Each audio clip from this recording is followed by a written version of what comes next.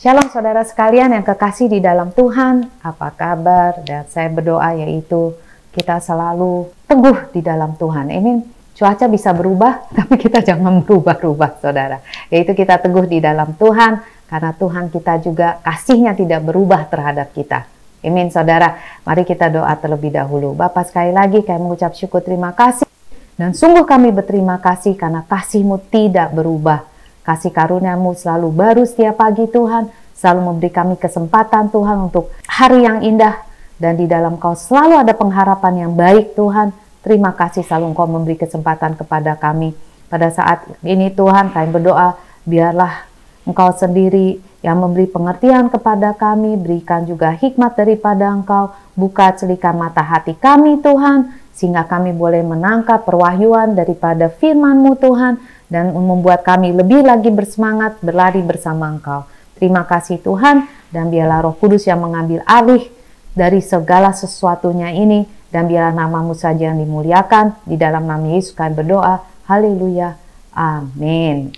Dan judulnya hari ini sangat menarik sekali, dan yaitu karena apa saya mendapatkan judul ini? Karena saya lihat beberapa orang, yaitu di dalam, nggak usah sampai di bagian saudara, di dalam gereja ini pun ada yang melakukan demikian. Dan sangat disayangkan sekali ya. Judulnya hari ini adalah jangan menjadi keset. Kita semua tahu dong apa itu keset. Saya rasa rata-rata setiap rumah di Jakarta ya, itu pada umumnya yaitu bagian depan sebelum saudara masuk ke dalam ruang rumah mereka, itu pasti ada keset kaki, yaitu kebanyakan orang, udah pasti bukan kebanyakan orang, akan menginjak keset tersebut dan membersihkan sepatu mereka yang kotor sebelum memasuki rumah mereka. Jadi istilah keset itu digunakan secara kiasan untuk menggambarkan seorang yang membiarkan dirinya itu diinjak-injak orang. Ya. Atau saudara mengatakan, kamu tuh jadi kesetannya dia. Atau kamu bilang, kenapa sih kamu mau diinjak-injak orang tersebut?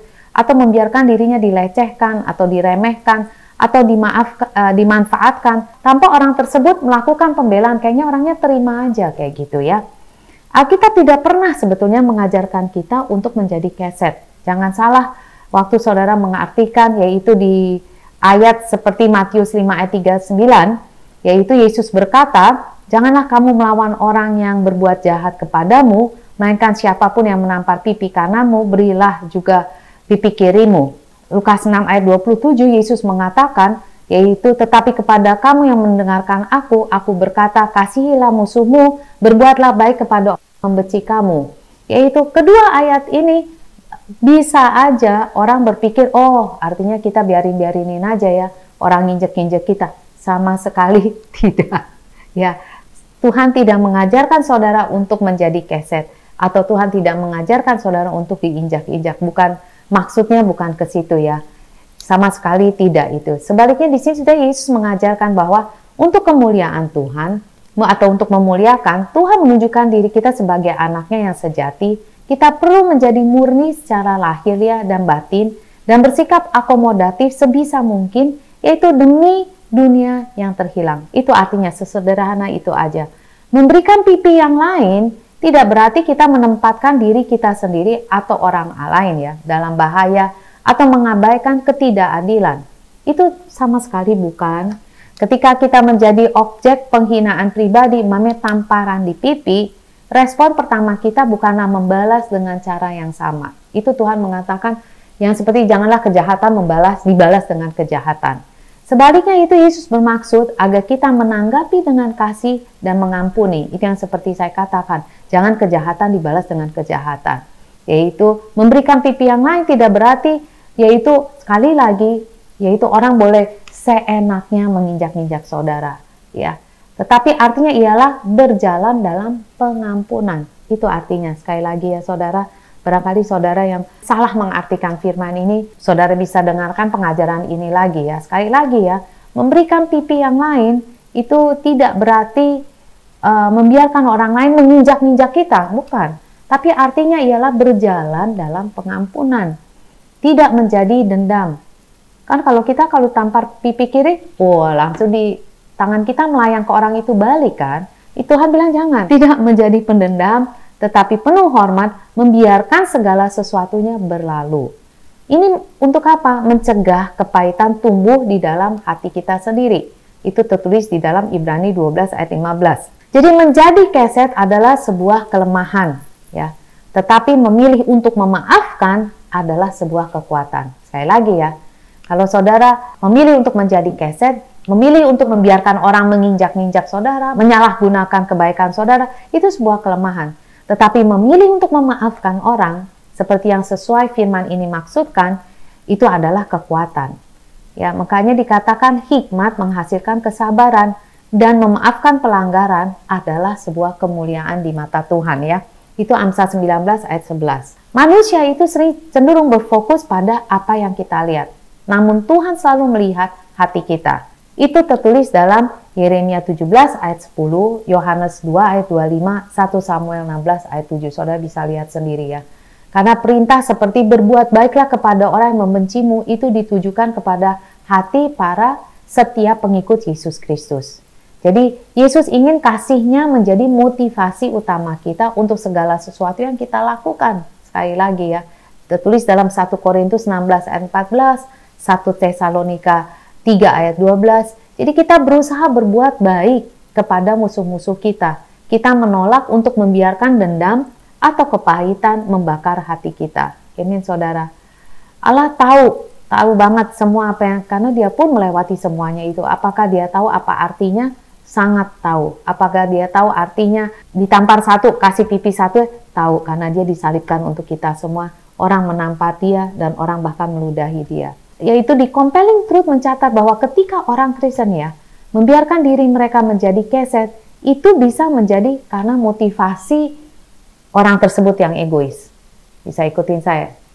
Saya tahu saudara pasti dia, nggak mungkin lah orang itu egois, orang dibiarin diinjek-injek. Iya, kenapa saya mengatakan demikian?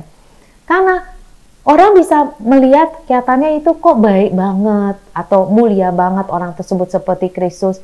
Ketika orang menyalahkan guna dia sebagai keset, kok dia diem aja ya, dia nggak marah-marah terus begitu. Tapi kalau kita lihat lebih jauh lagi, itu bisa aja ada alasan tertentu kenapa orang tersebut berbuat demikian. Umpamanya ada aja ya, atau beberapa orang umpamanya membiarkan dirinya menjadi keset, disalahgunakan atau diinjek-injek orang karena yaitu mereka tidak ada rasa aman, atau karena mereka yaitu merasa yaitu rendah diri, atau bisa juga mereka takut ditolak.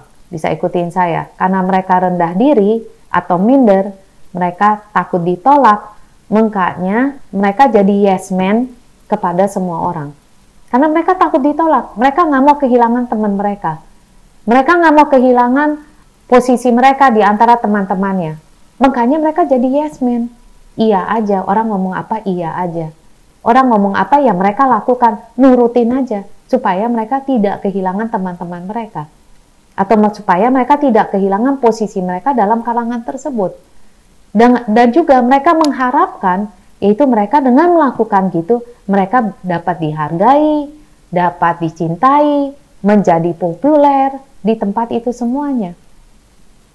Jadi kan motivasinya sebetulnya salah ini. Makanya saya katakan, mereka melakukan ini, yaitu bisa aja karena alasan pribadi mereka sendiri, atau alasan seperti yang egois. Bukan alasan karena untuk Tuhan, tapi yaitu untuk dirinya, supaya orang bisa menerima dia. Ya, mereka juga mencoba untuk mendapatkan validasi atau dapat diterima orang lain. Melalui kenapa? Makanya mereka yes man, mereka tunduk kepada setiap orang, mereka tunduk aja. Ya. Dan sebetulnya apa yang mereka lakukan itu akan memperburuk masalah untuk diri mereka sendiri. Pada akhirnya, yang saya tahu ada seseorang, dia berasa setiap kali saya berteman, dia mengatakan, ini baru terjadi, dia mengatakan apa saya berasa setiap orang yang temenan sama saya pada akhirnya menyalahgunakan saya. Itu kata-kata dia persisnya. Terus begitu, akhirnya apa yang terjadi?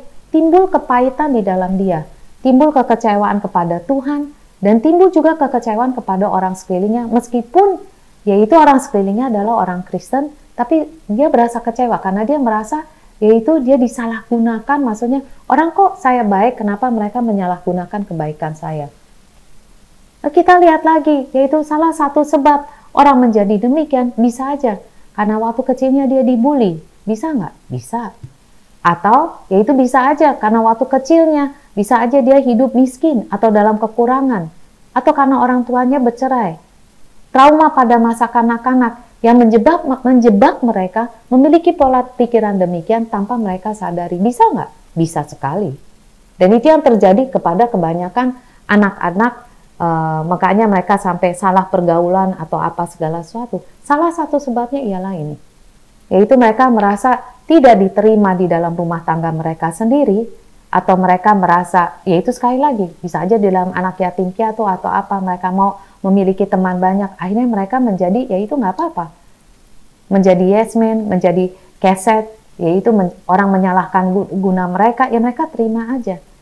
Dan itu sangat akibatnya itu sangat buruk bagi saudara sendiri. Makanya saya katakan jangan menjadi keset. Kalau saudara selama ini merasa saudara disalahgunakan orang lain, jadi berhenti, stop. Balik kepada Tuhan. Saudara harus melihat identitas saudara di dalam Tuhan. Bukan identitas saudara, yaitu saudara mencari identitas saudara di kalangan teman-teman saudara. Itu bukan identitas, that's not true identity, itu bukan identitas yang sejati. Tapi jika saudara mau tahu identitas sejati saudara, itu saudara yang harus ke Tuhan. Itu identitas saudara yang sejati, yaitu di dalam Tuhan kita Yesus Kristus. Ya, jadi kita lihat, yaitu kalau kita perhatikan, kalau saya akan bahas di situ, karena kalau kita perhatikan, orang tidak akan menghargai Anda, yaitu karena Anda baik hati, tetapi orang coba perhatikan Anda. Menghormati yaitu dalam dunia sekarang ini, yaitu jika orang tersebut ada kepercayaan diri, ada kekuatan, kemampuan, yaitu untuk berdiri, maksudnya berdiri untuk diri sendiri, orang lebih menghargai itu, orang lebih menghormati itu. Tetapi kalau orang yang cuman yes man, ikut sana ikut sini, orang nggak bisa menghargai saudara atau tidak bisa menghormati saudara. Bisa ikuti saya. Jadi itu saudara. Dan juga satu hal, people will take it for granted. Jadi gini, karena saudara sering bantu, begitu saudara nggak bantu, orang nggak akan tanya, kemana sih dia? Biasanya dia bantuin, kok sekarang nggak bantuin? Gitu. Jadi akhirnya mereka menuntut saudara untuk membantu. Nah itu hati-hati saudara. Untuk keluar dari itu semua, saya ada beberapa cara, yaitu untuk saudara keluar daripada siklus ini, gimana sih caranya? Sesuai firman Tuhan saya akan bahas ya. Yaitu nomor satu, sekali lagi seperti saya katakan, mengetahui, yaitu saudara harus tahu identitas saudara di dalam Tuhan. Saudara harus tahu, yaitu apa yang Tuhan katakan mengenai diri saudara. Bahwa Tuhan itu memanggil kita sebagai anaknya, bukan sebagai keset, tetapi sebagai anaknya. Martabat saudara, jadi posisi saudara sebagai anak, tidak rendah, lebih rendah daripada anak-anak yang lain. Anak ya anak.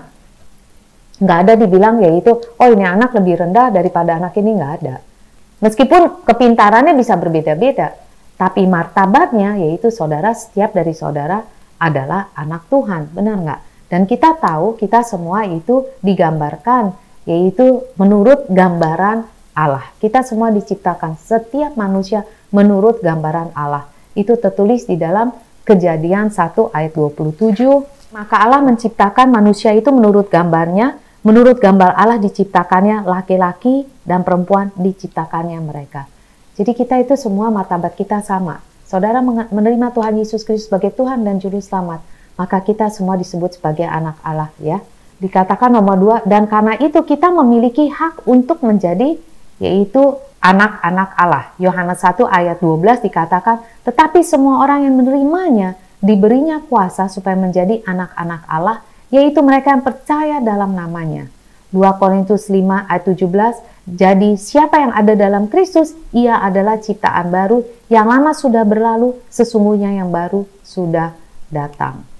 Jadi kita harus mengetahui bahwa di dalam Yesus kita benar-benar, yaitu kita benar di hadapan Allah. Maksudnya kita dibenarkan di hadapan Allah karena berkat dan kematian dan kebangkitan Yesus Kristus. Itu tertulis di dalam 2 Korintus 5 ayat 21.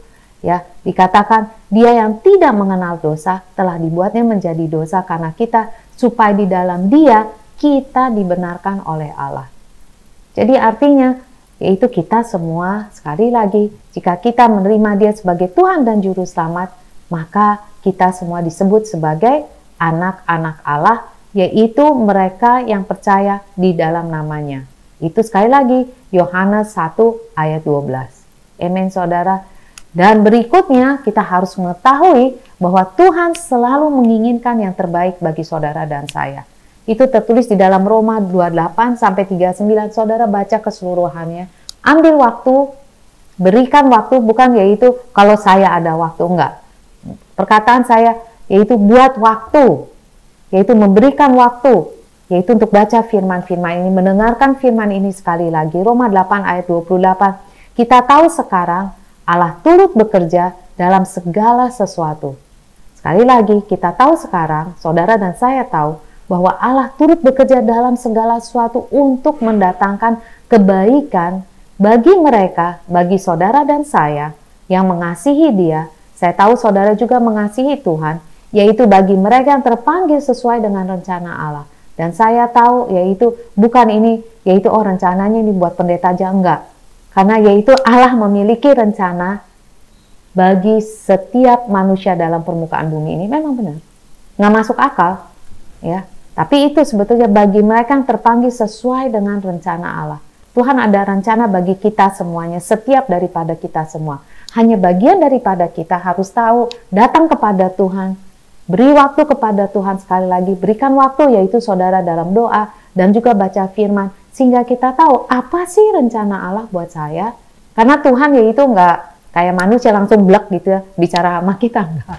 Tapi yaitu Tuhan sudah tulis segala sesuatu dalam firman Tuhan, dan Tuhan yaitu melalui Roh Kudus yang dapat mengarahkan kita. Dari sebab itu penting untuk setiap hari ini yang saya selalu doa setiap hari, yaitu Tuhan, Engkau taruh instruksimu di dalam hati kita. Jadi umpamanya kayak gini, kalau Tuhan taruh instruksi dalam hati kita, Dia akan mengarahkan kaki-kaki kita. Jadi umpamanya, saya mau ke sini. Aduh, untung saya nggak ke sini ya. Atau umpamanya, tuh kan benar nggak? Saya punya perasaan nih, mestinya ke sana. Makanya saya ke sana. Tuh kan saya punya perasaan. Jangan dilakukan, jangan. Sebetulnya itu bukan perasaan. Tapi itu Tuhan menaruh instruksinya di dalam hati kita, sehingga kita melakukan sesuai dengan kehendak Dia. Dari sebab itu saudara, setiap hari, itu yang saya lakukan setiap pagi. Saya bilang, Tuhan, karena saya ini kuping saya terlalu banyak mendengar kebisingan daripada kantor dan lain-lain. Tapi Tuhan, saya minta Engkau taruh instruksimu dalam hati saya, sehingga saya bisa melakukan menurut kehendak-Mu. Amin. Dan yang kelima yaitu kita belajar untuk menolak kebohongan yang ditanamkan setan dan dalam jiwa kita. Yaitu untuk kita memperbaharui, yaitu pikiran kita dengan kebenaran Tuhan. Yaitu menolak kebohongan. Menolak kebohongan maksudnya gini, itu sebuah kebohongan. Kalau orang setan tuh bilang, ya kamu ikutin aja, makanya mereka tuh sayang sama kamu loh. Oh jangan sampai kamu kehilangan teman-teman kamu. Kalau kamu ke gereja, ya kalau kamu suci-suci, kudus-kudus, nggak ada yang mau temenan sama kamu. Itu semua kebohongan daripada setan. Penting untuk kita membaharui pikiran kita, yaitu sesuai dengan firman Tuhan. Roma 12 ayat 2. Dikatakan, janganlah kamu serupa dengan dunia ini. Jangan saudara. Jelas ya, langsung nih. Janganlah kita menjadi serupa dengan dunia ini, tetapi berubahlah oleh pembaharuan budimu. Ya, rubah pola pikir kita nih, sehingga kamu dapat membedakan manakah kehendak Allah, apa yang baik, yang berkenan kepada Allah, dan yang sempurna. Ya, itu penting banget sekali ya. Janganlah kamu menjadi serupa dengan dunia. Dunia boleh mengatakan apa saja, terserah. Ya, karena dunia itu akan berlalu. Tapi yang penting adalah apa, yaitu sehingga kita dapat membedakan mana kehendak Allah, apa yang baik, yang berkenan kepada Allah, dan yang sempurna. Artinya apa? Tuhan mau kita mendapatkan yang sempurna dari Dia. Tuhan nggak mau kita mendapatkan yang nomor 2, nomor 3, nomor 4, yang jelek, enggak. Tapi Tuhan mau yaitu kita mendapatkan yang sempurna. Karena apa? Karena Tuhan sendiri memberikan kepada kita kemampuan untuk tahu kehendak Allah. Apa yang baik, apa yang berkenan kepada Allah, dan apa yang sempurna. Luar biasa firman-Nya. Amin saudara. Untuk kita mengetahui apa yang Tuhan katakan tentang kita dan bagaimana Dia memanggil kita untuk hidup, itu dapat menghindari kita dari jerat keset. Emang itu kayak perangkap loh saudara. Tanpa saudara sadar itu kayak perangkap, makanya dari jerat ya itu. Karena itu menjerat kehidupan saudara tanpa saudara sadar. Saudara pikir, oh itu saya tuh demikian. Tapi saudara nggak demikian. Saudara nggak demikian. Ya. Tapi keadaan saudara, masa lalu saudara bisa aja membuat saudara demikian. Tapi saudara tidak demikian. Karena saudara adalah anak Tuhan. Amin saudara. Oke, mari kita berdoa. Bapak, sekali lagi kami mengucap syukur terima kasih karena Engkau baik, sangat baik dan sungguh-sungguh baik Tuhan.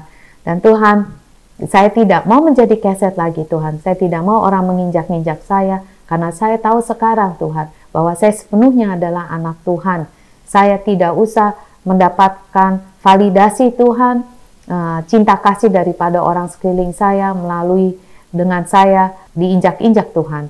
Tetapi saya hanya perlu Tuhan kasih daripada Engkau. Engkau tidak pernah menginjak-injak saya Tuhan. Engkau selalu mengasihi saya dan Engkau selalu memberikan saya yang terbaik Tuhan. Tuhan, saya sungguh-sungguh berterima kasih Tuhan karena Engkau mau menerima saya apa adanya. Di dalam segala kekurangan, di dalam segala kelemahan, di dalam segala penderitaan, di dalam segala kelebihan, atau apapun saja Tuhan, Engkau mau menerima saya sebagai anak-Mu. Terima kasih Tuhan. Dan saya Tuhan percaya Tuhan, bahwa pada saat ini Tuhan, saya mau menjadi anak-Mu Tuhan. Saya percaya Tuhan, karena saya percaya Engkau Yesus Kristus. Di dalam nama Yesus Kristus, biarlah Engkau sendiri menjadi juru selamat saya. Dan biarlah nama saya terdaftar di dalam buku kehidupan. Dan juga di dalam nama Yesus Kristus, saya bisa memanggil Allah sebagai ya Aba, ya Bapa. Engkau adalah Bapakku yang setia, Bapakku yang penuh kasih dalam kehidupan saya. Terima kasih Tuhan, terima kasih ya Bapakku. Saya mau serahkan segala sesuatu kehidupan saya kepada Engkau, karena Engkau Bapa yang sangat mengasihi. Saya tahu Tuhan, Engkau selalu memberikan yang terbaik bagi saya. Dan saya mau serahkan seluruh kehidupan saya ke dalam tangan-Mu, dan Engkau yang memelihara seluruh kehidupan saya, menjaga kehidupan saya, memberikan masa depan yang baik dalam kehidupan saya dan untuk saya, seluruh keluarga saya, seluruh generasi keturunan daripada anak cucu saya. Terima kasih Tuhan, saya serahkan sekali lagi kepada Engkau, dan sebagai hamba-Mu biarlah tingkap-tingkap surga dibukakan bagi seluruh jemaat, ataupun setiap pemirsa, ataupun setiap pendengar pada saat ini. Biarlah pintu tingkap-tingkap surga dibukakan, dan Kau curahkan Tuhan, hujan berkat secara rohani, jasmani, dan juga Tuhan biarlah memberikan mereka pengertian Tuhan, sehingga mereka boleh berlari dengan pengertian yang baru, iman di dalam Engkau. Sekali lagi penyertaan-Mu dalam kehidupan mereka, penyertaan daripada Allah Bapa, Allah Anak, Allah Roh Kudus, menyertai saudara sekalian sampai Maranatha. Di dalam nama Yesus kami berdoa, haleluya, amin. God bless you, Tuhan Yesus memberkati saudara, amin saudara, dan saya percaya sekarang dengan kepala tegak, hadapi semuanya, amin. Sekali lagi, saudara adalah anak Tuhan. Apapun keadaan saudara, katakan pada diri saudara, saya bukan keset, saya anak Tuhan. Anak Tuhan yang dikasihi, anak Tuhan yang dicintai oleh Tuhan, anak Tuhan yang memiliki masa depan yang indah dan cemerlang. Di dalam nama Yesus, amin. Tuhan Yesus memberkati. Sampai jumpa lagi.